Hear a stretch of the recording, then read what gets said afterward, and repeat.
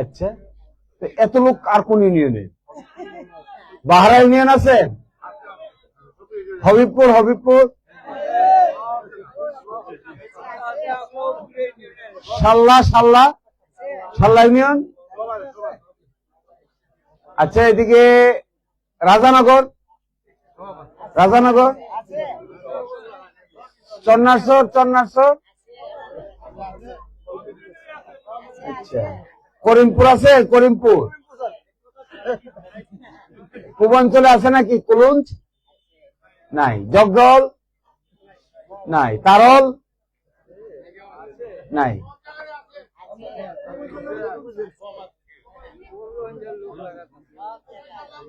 আচ্ছা, সবচাইতে আমি একটা গ্রামের নাম বলি, এই গ্রামে কতজন আছেন দেখি? সুরমা, সুরমা গ্রামে আছেন? সুরমা, শরীফপুর, সুরমা, শরীফপুর, কাশীপুর, কাশীপুর,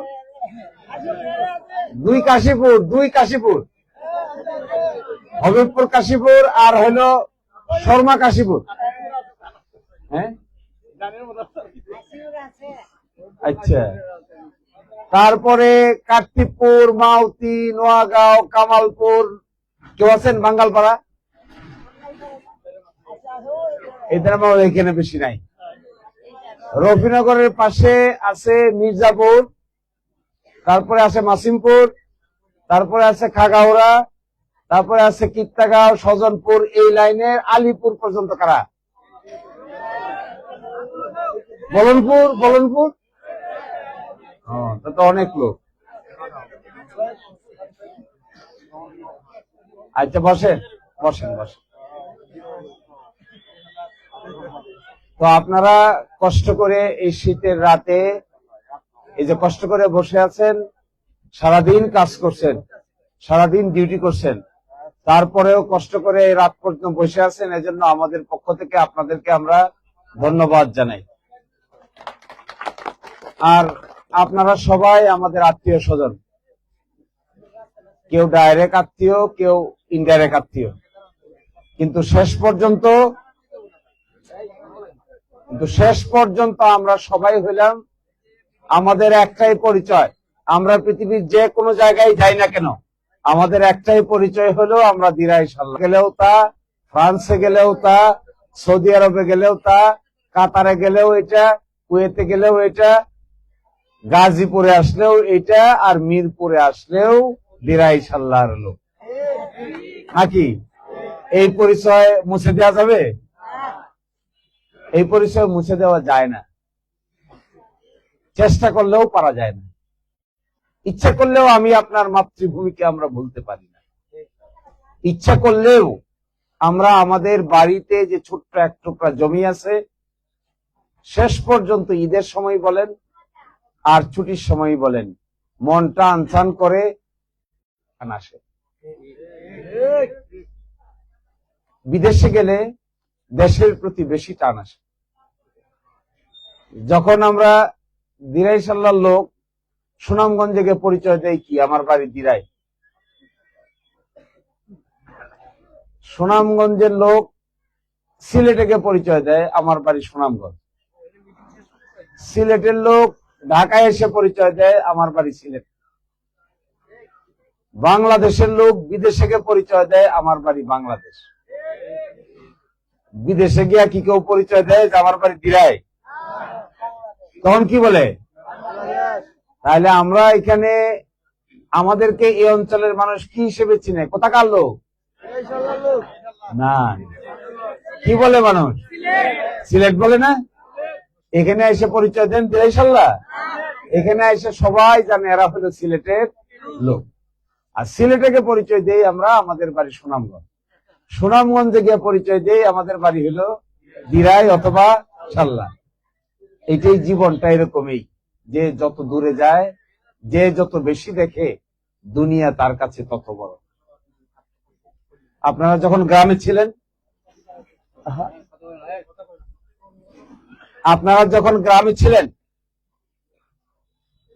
আমাদের গ্রাম ছিল এক সময় পুকুর ভরা মাছ, গোয়াল ভরা গরু, আর হাওর ভরা ধান।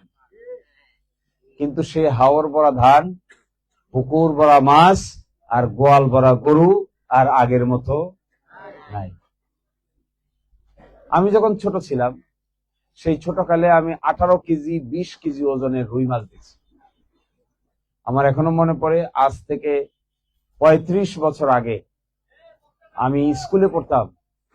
কামানবিল, নামটা কামানবিল, বারামের হাওর, আতনি বিল, আত্রা বিল, কাল্যাকোটার হাওর, এই সমস্ত জায়গায় রৌ মাছ পাওয়া যেত 12 কেজি 14 কেজি 18 কেজি ওজনের মাছ। যদি কেউ মাছ মারতো ইসা মাছ, মানুষ তারে শরম কইতো, তুই একটা ব্যাককল ইসা মাছ মারস। পাখি, মানুষ হাসতো, কারণ মাছ বলতে মানুষ বুঝাইতো রৌ মাছ, মাছ বলতে মানুষ বুঝাইতো বড় বড় কাইল্লা মাছ, বোয়াল মাছ। কিন্তু এই সেই জায়গায় যদি কেউ চিংড়ি মাছ মারতো, মানুষ তাকে নিয়ে হাসতো, যে তুই হলে সবচেয়ে ফাঁকিবাজ মাছ মারার লোক, আর কিছু পাইছস না, গে ইসা মাছ মারছ। পাখি, আমরা দেখেছি পাখি, আহা, লক্ষ লক্ষ পাখি, লেঞ্জা, বালিহাঁস। আমার এখনো মনে পড়ে, পেওরায় গ্রামের রাত্রে বক পাকে এসে বাসা বাঁধত। কেউ যদি রাতের বেলা নল দিয়ে একটা বক মারতো, মানুষ হাসতো তার নিয়ে, যে তুই এরকম শিকারী আর কোনো পাখি পাইলি না, পক্ষী মারছস তো মারছস, তাও একটা বক পাখি মারছস। লেঞ্জা মারলে, বালিয়াস মারলে, রাজহাঁস মারলে মানুষ কইতো এটা হলো আসল শিকারী। সেই সৌন্দর্য নষ্ট হয়ে গেছে, সেই সৌন্দর্য আগের মতো নাই। আপনি হাওরগুলোতে গেলে, আমি ওই দিন গেছিলাম রফিনগর, খাগাউড়া, কিত্তাগাঁও, সজনপুর, রামজবনপুর, আলিপুর পর্যন্ত গেছিলাম।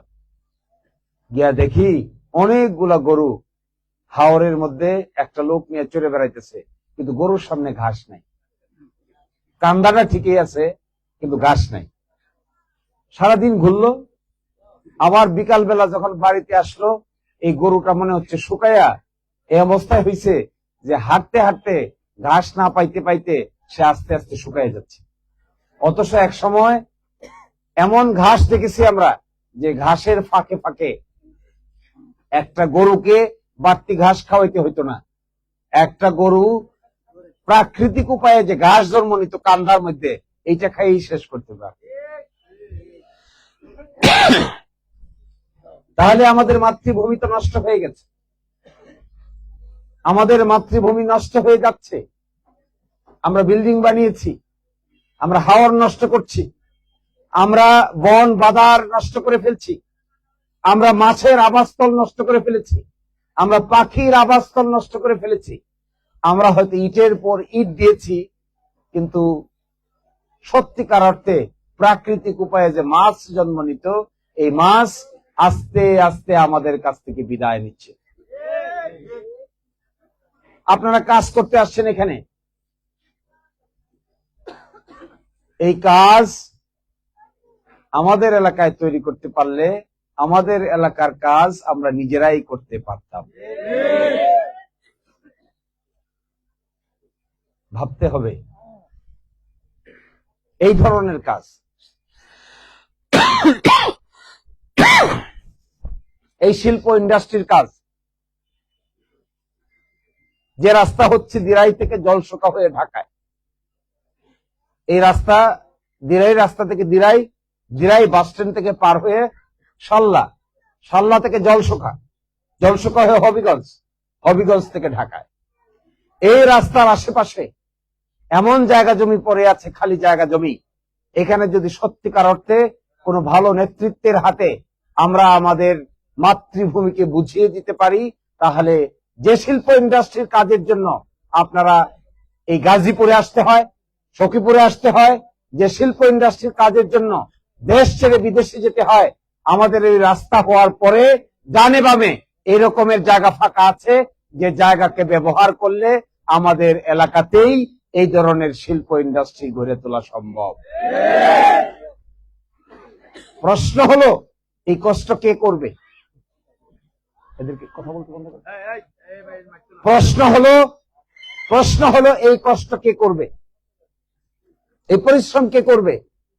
এখানে এসে যে শিল্প ইন্ডাস্ট্রিতে কাজ করছেন, এই শিল্প ইন্ডাস্ট্রি যারা বানিয়েছে, এখানেও এক সময় বিরাট ভূমি ছিল। আমার মনে আছে আমি 20-25 বছর আগে এই সমস্ত অঞ্চলে যখন এসছি, 30 বছর আগে এখানে এত বড় শিল্প ইন্ডাস্ট্রি বলতে কিছু ছিল না। কিন্তু এই শিল্প ইন্ডাস্ট্রি যারা গড়ে তুলেছে, যে জায়গার দাম ছিল না, যে এলাকার দাম ছিল না, সেই জায়গাগুলো এখন বাড়ি বানিয়ে ভাড়া হিসেবে আপনাদের কাছে ভাড়া দিচ্ছে। ভাড়া দিয়ে তারা লক্ষ লক্ষ টাকা আয় করার সুযোগ পাচ্ছে। এর মানে কি? কর্মসংস্থান তৈরি হয়েছে। শিল্প ইন্ডাস্ট্রি তারা গড়ে তুলেছেন, তারা পরিশ্রম করেছেন, তারা কষ্ট করেছেন, নিজের ঘরে দায়িত্ব বুঝে নিয়েছেন, তারপরে লক্ষ লক্ষ টাকা ইনভেস্ট করেছেন, আপনাদের জন্য কাজের সুযোগ তৈরি করে দিয়েছেন। আমি আপনাদেরকে একটা কথা বলে যাই, যদি সুযোগ আসে আমাদের কাজ করার, যদি সুযোগ আসে সকলকে নিয়ে এক জায়গায় দাঁড়ানোর, এই লোকগুলোকে এখান থেকে বের করে হয়েছে কি?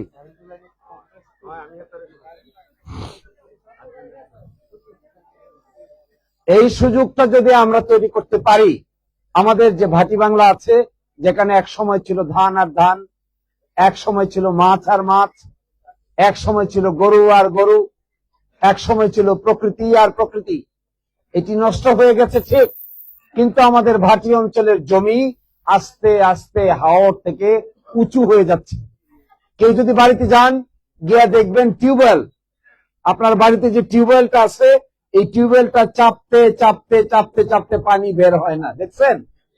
খেয়াল করেছেন? তো কোথায় গেল? আমরা তো পানির লোক।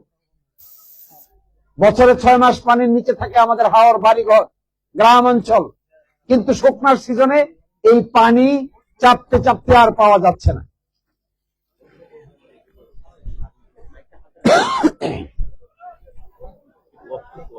করতে হবে। আকবর, আকবর কোথায়?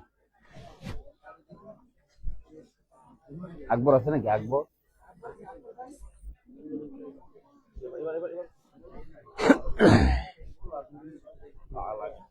লাইনের সমস্যা? আচ্ছা, আমি খালি গলায় বলি নাকি?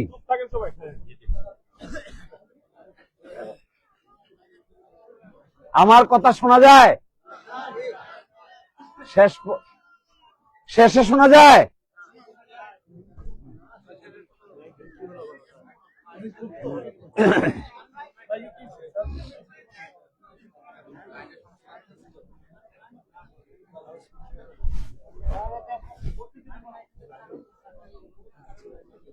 আচ্ছা, অসুবিধা নেই।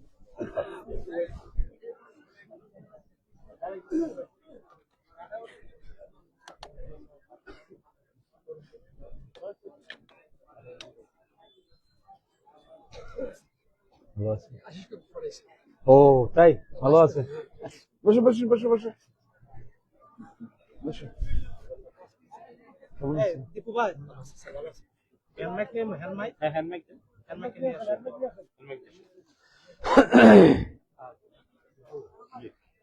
আকবর কই? দেখো তো, যদি আকবর কেটা কথা বলা এটা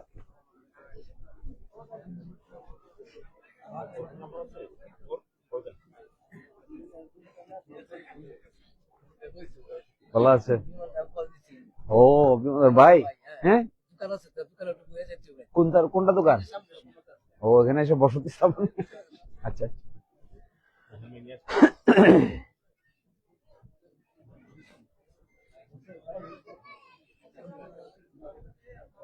না না না, এটা কারেন্টের প্রবলেম।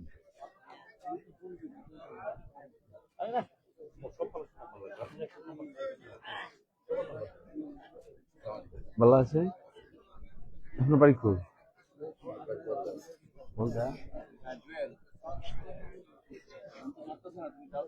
বুঝলি না, বর জায়গা নাই না, এটা তো বর জায়গা। এই বেটা, কি খবর? তোমার বাড়ি, তুমি অন্য জায়গাত না? এটা তো কই দূর তো, আরেক জায়গাতে।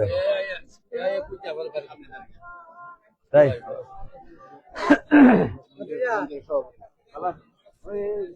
কে? মন্দিরের সব বাড়ি কই? ও, মন্দিরের সভাপতি বাড়ি কই? মোহনগঞ্জ। আচ্ছা,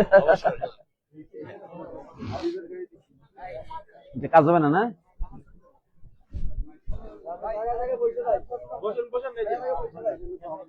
ভালো আছো? ভালো আছো? কিরে ভালো আছো?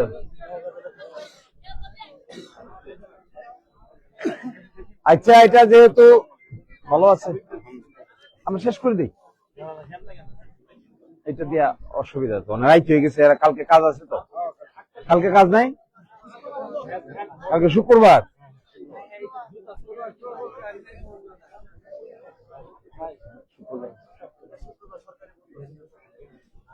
কয়টা দাও?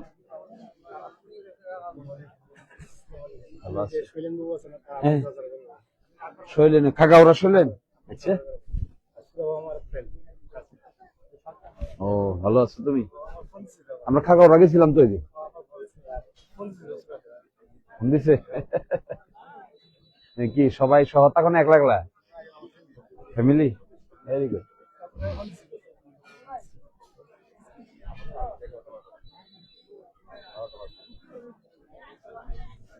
আচ্ছা, এটা কোথা থেকে আনবে এখন? হ্যান্ড মাই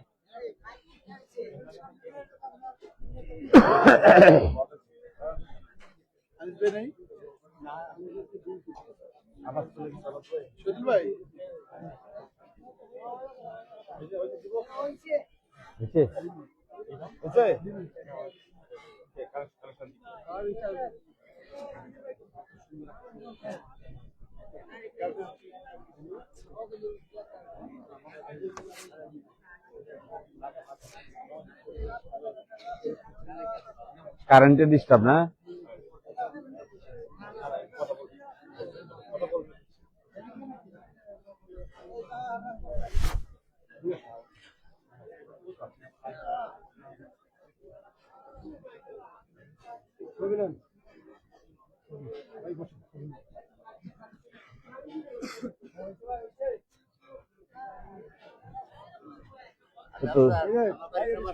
সামর্থ্য কোনাডি বাঘের কাছে কি পরিবার সহ না একলা?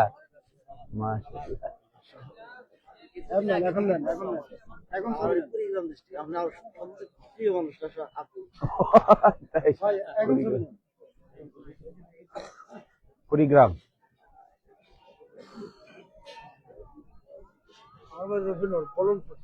ও বলনপুর গেছিলাম তো, কুড়ি বলনপুর।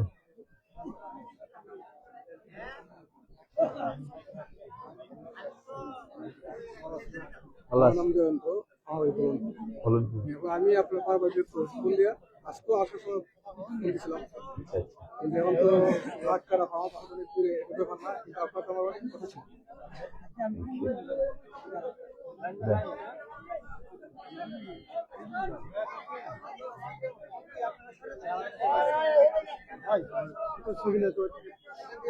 ও ছবি তুলবা? ছবি তুলে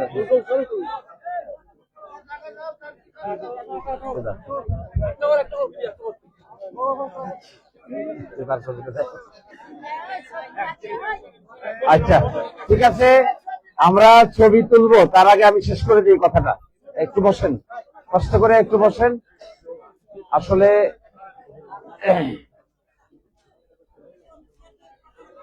তো যে কথাটা আমি বলছিলাম যে আমাদের এই মাতৃভূমিতে অনেক পরিবর্তন হয়ে গেছে। এই পরিবর্তন হওয়াতেই কিন্তু আপনাদেরকে এক জায়গা ছেড়ে আরেক জায়গায় কাজের জন্য আসতে হচ্ছে। আমাদের এখানে জায়গা জমির পরিমাণ কমে গেছে। এইবার গিয়ে আমি গ্রামে গ্রামে ঘুরেছি। 371টা গ্রামের মধ্যে আর মাত্র 11টা গ্রাম বাকি আছে। 360টাতে গিয়েছি। এই 360টা গ্রামে ঘুরে ঘুরে মনে হয়েছে আগে যে জমির দাম ছিল 5,000 টাকা 10,000 টাকা বিঘা, এই জমির দাম হয়ে গেছে এখন 5 লক্ষ টাকা বিঘা। কেউরার পিছন দিয়ে বড় বাড়ি যাদের আছে এরা জানেন, এই সমস্ত জমির দাম আমি দেখছি 5,000 টাকা হলে এক কেয়ার ক্ষেত কিনা যেত। এবং তখনকার দিনে চুক্তি দিত, চুক্তিতে মানুষ ক্ষেত করত। এবার গিয়ে দেখি মানুষ আর চুক্তিতে খেত করে না, সবাই রং জমা চায়, অ্যাডভান্স চায়। অনেক পরিবর্তন হয়ে গেছে। আমাদের শিশু সন্তানেরা এখনো আমাদের এলাকায় স্কুল, কলেজ, মাদ্রাসা, মন্দির, মসজিদ এগুলো পর্যাপ্ত পরিমাণ গড়ে উঠে নাই। আমাদের এলাকায় সবচেয়ে বড় অসুবিধা হলো স্বাস্থ্য সেবা। হাসপাতাল খুব অসুবিধা। মহিলাদের হাসপাতালে নিবেন অসুবিধা, শিশুদের হাসপাতালে নিবেন অসুবিধা, বৃদ্ধদের হাসপাতালে নিবেন ডাক্তার নাই, এক্সরে নাই। এবং রাস্তাঘাট গুলো আপনি গিয়ে দেখবেন, রফিনগর থেকে আপনি আটগাঁও যাবেন, যাওয়ার কোন রাস্তা খুঁজে পাবেন না। আটগাঁও থেকে সামারচরে যাবেন, এখানেও কোনো রাস্তা নাই। শুধু দিরাইয়ের পশ্চিমাঞ্চলে না, দিরাইয়ের পূর্বাঞ্চলেও, দিরাই থেকে আপনি কলুঞ্জে যাবেন, এখনো কোনো রাস্তা গড়ে উঠে নাই। কলুঞ্জ থেকে আপনি জগদলে যাবেন, এখানেও কোনো রাস্তা গড়ে উঠে নাই। এই সব কিছুর উপর যদি হাত দিতে হয়, এই বড় কাজগুলোকে যদি একসাথে করতে হয়, এই বড় কাজ হাত দিয়ে যদি পরিবর্তন করতে হয়, পরিবর্তন করে আমাদের মাতৃভূমিকে সুন্দর করতে হয়, সাজাতে হয়, সাজানো লাগে, ভবিষ্যৎ প্রজন্মের জন্য যদি বসবাসযোগ্য জায়গায় পরিণত করতে হয়, তাহলে আমাদেরকে অত্যন্ত কর্মদক্ষ নেতৃত্ব খুঁজে বাইর করতে হবে। কর্মদক্ষ নেতৃত্ব ছাড়া কোন, আপনারা যাদের অধীনে কাজ করেন, যে ম্যানেজারের অধীনে কাজ করেন, তার অধীনে যিনি জেনারেল ম্যানেজার থাকেন, জেনারেল ম্যানেজারের উপরে যিনি এমডি থাকেন, দেখবেন কর্মদক্ষ জেনারেল ম্যানেজার না হলে ভালো একটা ইন্ডাস্ট্রিতে কিংবা একটা কারখানায় ভালো প্রোডাকশন করা যায় না। ভালো প্রোডাকশন করতে গেলে কর্মদক্ষ লোকের প্রয়োজন হয়। আমাদের মাতৃভূমিতে কর্মদক্ষ লোকের প্রয়োজন, আমাদের মাতৃভূমিতে শিক্ষিত লোকের প্রয়োজন, আমাদের মাতৃভূমিতে পরিশ্রমী লোকের প্রয়োজন। আমাদের মাতৃভূমিকে সাজাতে গেলে, এত অসুবিধাগুলোকে সুবিধায় রূপান্তর করতে গেলে যে ধরনের কার্যক্রম পরিচালনা করা দরকার, আমার বিবেচনায় আমরা যদি এই নেতৃত্ব প্রতিষ্ঠা করতে ভুল করি, তাহলে আমরা আরো আগের তুলনায় আরো 50 বছর পিছিয়ে যাব। আমি আপনাদেরকে অনুরোধ করে যাই, এই মাতৃভূমিকে ঠিক করতে গেলে সকলে মিলে ঠিক করতে হয়, একা কেউ পারে না। আমি চাইলেও একা ঠিক করতে পারবো না, আমরা কেউ চাইলে ঠিক করতে পারবো না। কিন্তু আমরা 5 লক্ষ লোক আছি। এই দিরাইশাল্লার জনগণ হলো 5 লাখ। এই 5 লক্ষ লোকের মধ্যে উল্লেখযোগ্য একটা লোক থাকে লন্ডনে, আমেরিকায়, কানাডায়, অস্ট্রেলিয়ায়, ফ্রান্সে, ইতালিতে, সৌদি আরবে, কাতারে, কুয়েতে, ওমানে, মালয়েশিয়ায়, এই সমস্ত জায়গায় উল্লেখযোগ্য একটা লোক থাকে। আমি তাদের সঙ্গে কথা বলেছি, তাদের কাছে গিয়েছি, বিভিন্ন দেশে গিয়েছি, তাদের সঙ্গে মত বিনিময় হয়েছে, তাদের সঙ্গে মোবাইলে কথা বলেছি, ভিডিও কলে কথা বলেছি, কনফারেন্স কলে কথা বলেছি।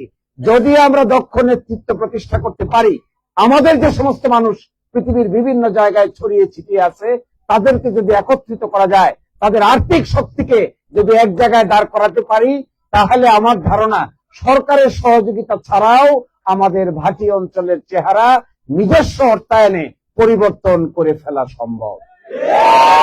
এই যে পরিবর্তন আমরা করতে চাই, এই পরিবর্তন করতে গেলে আপনাদের অংশগ্রহণ ছাড়া পরিবর্তন করা সম্ভব হবে না। এক অংশগ্রহণ কিভাবে করবেন প্রশ্ন হলো এটা। আমরা তো আছি গাজীপুর, আমরা আছি সখীপুর, আমরা আছি মিরপুর, আমরা আছি সাইনবোর্ড, আমরা আছি ওইদিকে ভুলতা। এই হাজার হাজার মানুষ, এরা যদি পরিবর্তনের সঙ্গে সংশ্লিষ্ট না হয়, এরা যদি নিজের অংশগ্রহণ না করে, খবর না রাখে, নিজের মাতৃভূমির প্রতি দরদ না দেখায়, তাহলে আমরা অনেক চেষ্টা করতে পারবো ঠিকই, কিন্তু এত বড় জনশক্তিকে বাদ দিয়ে কোন মাতৃভূমিকে গঠন করা যায় না। আপনারা অত্যন্ত কর্মক্ষম জনশক্তি। আপনি চিন্তা করেন আপনার জীবনে কি পরিমাণ কষ্ট হয় সকাল থেকে রাত পর্যন্ত। আমি তো দেখি যারা ওভারটাইম করে, যারা নির্ধারিত ডিউটি পালন করার পরে ওভারটাইম করতে চায় কিছু টাকা আয় করার জন্য, ওদের জীবনে সময় বলতে আর কিছু থাকে না।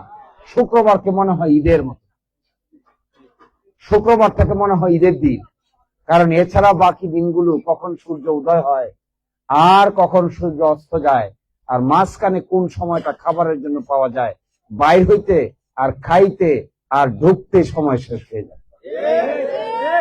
এইভাবে বছরের পর বছর চলে যাচ্ছে না? এইভাবে জীবনটাকে একভাবে দেখছেন, কষ্ট হচ্ছে, পরিশ্রম হচ্ছে, দাঁড়িয়ে থাকতে হচ্ছে, কাজ করতে হচ্ছে। এই কর্মক্ষমতা আপনারা দেখাচ্ছেন বিদেশের মাটিতে এসে। এই কর্মক্ষমতা আমরা যারা নেতৃত্বের ক্যাটাগরিতে আছি বলে দাবি করি, আমাদের মধ্যে যদি সৎ নেতৃত্ব প্রতিষ্ঠা করা না যায়, তাহলে এই যে আপনি পরিশ্রম করছেন, আরেক ভাই পরিশ্রম করছেন লন্ডনে, আরেক ভাই পরিশ্রম করছেন ফ্রান্সে, আরেক ভাই পরিশ্রম করছেন সৌদি আরবে, আমার আপনার ভাই কেউ না কেউ আত্মীয় স্বজনদের মধ্যে আরেকজন পরিশ্রম করছেন সেই সৌদি আরবে, ওমানে, ফ্রান্সে, কাতারে, কুয়েতে। তিনি পরিশ্রম করছেন সেখানে, আপনারা পরিশ্রম করছেন এখানে। আর আমরা আছি বাস্তব জায়গায়। যদি সকলের সম্মিলিত প্রচেষ্টায় সৎ নেতৃত্ব প্রতিষ্ঠা করা না যায়, ভালো মানুষের হাতে নেতৃত্ব তুলে দেওয়া না যায়, তাহলে আমাদের এই যে পরিশ্রম, এই পরিশ্রমের বাস্তবায়ন যদি আমাদের মাতৃভূমিতে না হয়, তাহলে আমাদের যে সন্তান হবে, সন্তানের যে সন্তান হবে, তাদের জন্য আমরা নতুন কিছু করে যেতে পারবো না। ভাই আমরা তো মরেই যাব, কত বছর আর বাঁচা যায়? জীবন তো সংক্ষিপ্ত, চাইলেই তো বেশি দূর যাওয়া যায় না। এক সময় পরে নিজের জীবন নিজের কাছেই বোঝা হয়ে যায়। মানুষের জীবন এরকমই। মানুষ এমন এক প্রাণী যা দেখতে দেখতে দুনিয়ার গুরুত্বপূর্ণ সময় চলে যাওয়ার পরে রঙিন পৃথিবীকে এক সময় মনে হয় সবচাইতে বেশি দুঃখময়। জীবনটা এরকমই। 12 বছর 18 বছর বয়সে পৃথিবীকে যেমন মনে হয়, 80 বছর বয়সে তো পৃথিবীতে এরকম মনে হয় না, 70 বছর বয়সে পৃথিবীতে এরকম মনে হয় না। আমরা অনেকেই হয়তো জীবনের শেষ পর্যায়ে অনেকেই চলে এসেছেন, কিন্তু কি রেখে যাচ্ছি আমরা? কার জন্য রেখে যাচ্ছি? কি সৃষ্টি করে গেলাম? কি থেকে গেল? আমি তো থাকলাম না, আমরা তো থাকলাম না, আমরা তো চলে গেলাম। কেউ চিতায় চলে গেলাম, কেউ কবরে চলে গেলাম, কিন্তু যে মাতৃভূমি রেখে গেলাম, এই মাতৃভূমি যদি নিরাপদ না হয়, নিশ্চিত না হয়, উন্নত না হয়, তাহলে আমাদের ভবিষ্যৎ জেনারেশনের সামনে আমরা একটা অন্ধকার ছাড়া আর কিছুই রেখে যেতে পারবো না। কষ্ট মানুষ কেন করে? কখনো নিজের জন্য করে, কখনো সন্তানাদির জন্য করে। কখনো নিজের জীবনে কিছু পাওয়া যায়, আর কখনো শেষ পর্যন্ত কিছু পাওয়া যায় না। আপনারা হয়তো আমার একটা ভিডিও দেখেছেন, আমি গিয়েছিলাম হলো ওই দিন আলিপুর গ্রামে, রফিনগর ইউনিয়নের সর্বশেষ গ্রাম। এরপরে শুরু হয়েছে খালিয়াজুরি থানা, সুনামগঞ্জ জেলার সর্বশেষ গ্রাম। তারপরে খালিয়াজুরি শুরু হয়েছে। এই গ্রামে পরে ভিডিওটা হয়তো কেউ দেখে থাকবেন, একজন হিন্দু ভদ্র মহিলা দূর থেকে এসে চিৎকার করে আমার জড়ায় দিচ্ছে। আমি খুব অবাক। আর কাঁপতেছে, অঝরে কাঁপতেছে, মাথায় টিকলি পরা, হাতে শাখা পরা, সিঁদুর পরা, অঝরে কাঁপতেছে। আর আমি তো বুঝতে পারি নাই তখন কেন কাঁদে। বলে আমার স্বামীর পা কেটে গেছে, আমার স্বামীর পা কেটে গেছে, আমার স্বামীর পা কেটে ফেলতে হবে। তো পা কেটে ফেলতে হবে, আপনি কাঁদছেন কেন? বলছে আমার স্বামীর পায়ে, বাম পায়ে গ্যাংগ্রিন হয়েছে, পচে আঙ্গুলগুলো পচে গেছে, পায়ের গোড়ালি পর্যন্ত পচে গেছে, হাঁটুর দিকে আস্তে আস্তে উঠতেছে। আর জড়ায় ধরে আছে যে আর সহ্য করতে পারে না। ডাক্তার বলছে পাটা কাটতে গেলে 50,000 টাকা দরকার, কিন্তু এই 50,000 টাকা জোগাড় করতে পারে না। ওজনে কাঁপতেছে লোকটা আমাকে ধরে, যে কতদিন ধরে নাকি খুঁজতেছে। এরপরে মহিলা আমাকে নিয়ে গেল তার বাড়িতে। ঘরটা কেউ হয়তো ভিডিওতে দেখে থাকবেন। ওই ঘরটা একটা ছাপড়া ঘর, কোন রকম মাথা নুয়েও ঢোকা যায় না। ঢুকলাম কষ্ট করে, চোখের উপর বসছি, একটু উপরে ছাদ, ছোট্ট একটা বাচ্চা আমার এসে জড়াই দিচ্ছে। জিজ্ঞেস করলাম কয়টা বাচ্চা? বলে 4টা বাচ্চা। এটা কততম? বলে এটা 4র্থতম। খাও কি? এরপরেরটার ভিডিওতে আমি দেখাই নাই, অনেক কথা হয়েছে। হঠাৎ করে মহিলাটা দেখলাম আমার পাশ থেকে উঠে গিয়ে ডেকচি নাড়াচাড়া করতেছে। কেন ডেকচি নাড়াচাড়া করতেছেন? আমার ঘরে চাল নাই, আমি যে ডেকচিটা নাড়াচাড়া করতেছি, আমি দেখাচ্ছি বাচ্চাদেরকে যে আমি ভাত রান্না করার চেষ্টা করতেছি, কিন্তু আসলে আমার ঘরে চাল নাই। এক উদ্ভট পৃথিবী, এক নতুন জগৎ। এই মানুষটাও তো আমাদের অঞ্চলের মানুষ। আজকে তাকে ইবনে সিনা নিয়ে গেছে তার পাটা কাটার জন্য, অপারেশন ঠিক হচ্ছে। আশা করা যায় 2-1 দিনের মধ্যে অপারেশন করে তার পায়ের হাঁটু পর্যন্ত কেটে ফেলে দেওয়া হবে। দেখেন আমরা কত, অনেক টাকা আছে আমাদের, আমাদের অনেক অট্টালিকা আছে, অনেক ইট পাথরের বালু আছে, অনেকের অনেক জমি আছে, কিন্তু এই অসহায় মানুষটার পাশে দাঁড়ানোর মতো আমরা উদারতা দেখাইতে পারি না। 50,000 টাকা 5টা লোক জোগাড় করলে 10,000 টাকা করে দিলে 50,000 টাকা জোগাড় করতে 1 ঘন্টার ব্যাপার, কিন্তু কোথায় আমরা পারি না তো, আমরা পারি নাই। আমি আপনাদেরকে একটা অনুরোধ করে চলে যাই, অনেক রাত হয়ে গেছে। আমরা আপনারা আত্মার আত্মীয়, আমরা যেখানেই বসবাস করি না কেন, মনটা পড়ে থাকে ওই হাওরের মধ্যে। যে যেখানেই বসবাস করি না কেন, ওই ক্ষেতের আইল দিয়ে যখন হেঁটে যায়, একটা ছবি পাঠায়, ভিডিও কলে দেখেন, ওই কথাটাই বারবার মনে পড়ে, কারণ ওই ক্ষেতটা একবার আপনি করছেন, করেন না ওই ক্ষেতগুলা? ওই ক্ষেতের আইল দিয়ে হেঁটে যান না, ওই মাটির গন্ধ মনের ভিতরে জায়গা উঠে না? সবচেয়ে জায়গা উঠে শুক্রবারে, সবচেয়ে বেশি মনে পড়ে কখন? বাকি 6 দিন সময় পাওয়া যায় না, এই মেশিনের খেরা ধানের গন্ধ ঢুকে না, ঢুকে হলেও শুক্রবার সকালবেলা ঘুম থেকে উঠে আচ্ছা তালে ঘুম ভাঙে। এরপরে খাওয়া দাওয়া শেষে নামাজের পরে বিভিন্ন কারণে বসে যে গল্প শুরু হয়, ওই গল্প একেবারে ক্ষেতের আইল পর্যন্ত যায়। বাকি 6 দিন আর ক্ষেতের আইলের খবর নাই, ব্যস্ততার কারণে। যেরকমই হয় জীবনটা এরকমই। তো আমি আপনাদেরকে একটা কথা বলে চলে যাচ্ছি, আপনারা দয়া করে এইবার সবাই নিজ দায়িত্বে নিজের এলাকায় ভোট দিতে যাবেন। যাবেন? মহিলা সবাইকে নিয়ে যাবেন ভোট দিতে? ভোট দিতে যাবেন। এই ভোটটা শুধু ভোট না, এই ভোটটা একটা পরিবর্তনের জন্য দিতে যাবেন। এটা শুধুমাত্র একটা 30 সেকেন্ডের কাজ না, যে আমি গেলাম যারে মনে চায় তারে ভোট দিয়ে দিলাম, এরকম না। আপনারা যাবেন মাতৃভূমির পরিবর্তনের জন্য, যা করা দরকার সেই পরিবর্তনের জন্য আপনার যে অংশগ্রহণ আছে, আপনার সামান্য অংশগ্রহণ থাকুক। বিদেশে যারা আছে তারাও এবার ভোট দিতে পারছে, যারা লন্ডনে আমেরিকায় আছে তারাও এইবার প্রথম বাংলাদেশে বিদেশে বসে ভোট দিতে যাচ্ছে। একটু আগে গাড়িতে বসে বসে একজন লোক লন্ডন থেকে মেসেজ পাঠাইছে যে আমাকে নাকি একটা সুখবর দিবে। আমি বললাম কিসের সুখবর? বলে আপনাকে আমি একটা সুখবর দিতে চাই, এরকম সুখবর কোনদিন পাইছেন কিনা জানি না। বলে কি চাই? আমি মনে হয় প্রথম লোক যে আপনাকে লন্ডনে বসে ভোট দিলাম। কিভাবে দিলেন? পোস্টাল ব্যালটে ভোট দিচ্ছে এবার, দেখছেন? লন্ডন থেকে পোস্টাল ব্যালটে ভোট দিয়া বাংলাদেশে পাঠিয়ে দিচ্ছে, এটাও সেখানে গণনা হবে। আপনাদের এই সিস্টেমটা হয়নি, যেহেতু দেশের ভিতরে আছেন। আমি আপনাদেরকে অনুরোধটা এটা জানাই, এইবারকার ভোট শুধুমাত্র একটা সরকার পরিবর্তনের ভোট না। এবারকার ভোট হবে যদি আমরা সকলে মিলে নিজের সিদ্ধান্ত নিতে পারি, নিজের অংশগ্রহণ। আপনি অংশগ্রহণ করবেন, এটা আপনার মাতৃভূমি, এর পরিবর্তনের দায়িত্ব আমার আপনার সকলের। এটা শুধু আমার একার দায়িত্ব না, আপনারও। আপনারা সকলে মিলে দলে দলে যাবেন, গিয়ে নিজ এলাকায় ভোটাধিকার প্রয়োগ করবেন। একজন যোগ্য মানুষকে যদি আমরা নির্বাচিত করতে পারি আগামীতে, তাহলে আমরা ব্যক্তি বিশেষের জন্য আমাদের কোনো কিছুর আর দরকার নাই। আমরা চাই আমাদের মাতৃভূমিতে একটা বড় ধরনের পরিবর্তনের সূচনা হোক। এই পরিবর্তনটা রাস্তাঘাটে হোক, এই পরিবর্তনটা ডাক্তারখানায় হোক, এই পরিবর্তনটা বেকারদের কাজের ক্ষেত্রে হোক। আমি দিরাই গিয়া আর সাল্লাই গিয়া প্রথম দেখি বেকার কারা আছে। বাস স্ট্যান্ডে দাঁড়াইলে বেকার লোক দেখা যায়। সবচেয়ে বেশি পাওয়া যায় এখন যেটা হয়েছে বাইক চালায়। দিরাই এবং সাল্লার প্রায় 10-12টা বাইক স্ট্যান্ড আছে। রফিনগরে আছে, এইদিকে ভাটিপাড়ায় বাইক স্ট্যান্ড আছে, এইদিকে আসলে শহীদপুরে বাইক স্ট্যান্ড আছে, দিরাইয়ের আশেপাশে কয়েকটা বাইক স্ট্যান্ড আছে। এরা সবাই বাইক চালায়। সাল্লা থেকে বাইক স্ট্যান্ড এদিকে আসে, সামাসরে আসে, এবং সাতপাড়া বাজার সহ ওই দিকে বেশ কয়েকটা বাইক স্ট্যান্ড আছে। তারা অত্যন্ত কষ্ট করে, অত্যন্ত কষ্ট, চিন্তাই করা যায় না। একেবারে সারাদিন শীতের মধ্যে একটা বাইক দিয়ে চালায় মানুষকে এক জায়গা থেকে নিয়ে যায়, যেদিন ভালো থাকে না এই দিন আর 1 টাকা আয় করতে পারে, কারণ সবটাই তো শরীরের উপর দিয়ে যায়।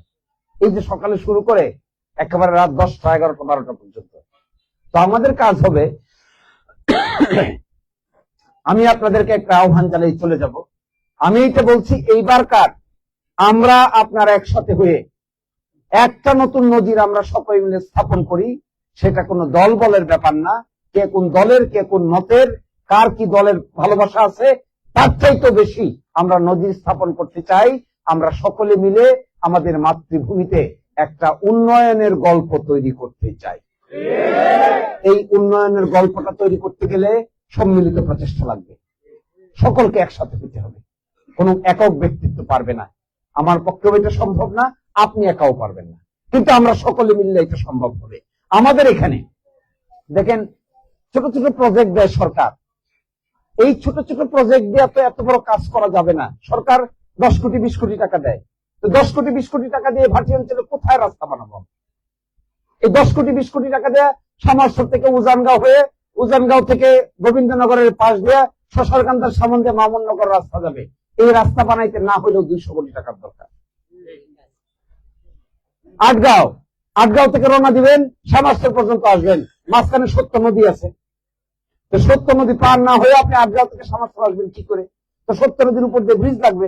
আটগাঁও থেকে আবরা সড়ক আনতে গেলে এইটাকে বড় করে সিস্টেম করে বিদেশ থেকে ইঞ্জিনিয়ার নিয়ে এসে বুদ্ধি করে নতুন নতুন বুদ্ধি বের করতে হবে। পানি আটগাঁও থেকে নামবেন, আষাঢ় মাসে পানিতে পড়া ছাড়া তো কোনো উপায় নেই। তো পানির উপর দিয়ে আমি সামারসর আসবো কি করে? বুদ্ধি বের করতে হবে। রফিনগর, কিভাবে রফিনগর যাবেন? রাজানগর থেকে রফিনগর, মাঝখানে তো কামানবি, মাঝখানে কাইলেকুটের হাওর, মাঝখানে আইনল, কায়রল, কিভাবে যাবো আমি? উল্টা দিকে যান, দিরাই থেকে আকিলশা বাজার, তো আকিলশা বাজার যাবো কি করে? বয়লা বাজার,